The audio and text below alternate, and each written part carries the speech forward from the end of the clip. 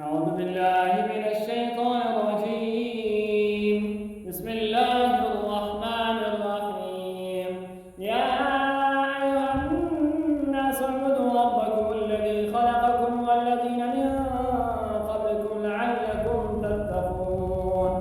الذي جعل لكم الأرض فراشا والسماء بناء وأنزل من السماء ماء فأخرج به من الثمرات رزقا لكم فلا تجعلوا لله أندادا وأنتم تعلمون.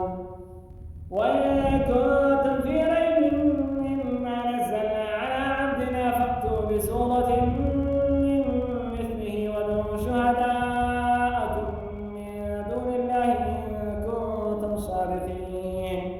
فإن لم تفعلوا ولن تفعلوا فاتقوا النار التي وقودها الناس والحجارة أعدت للكافرين.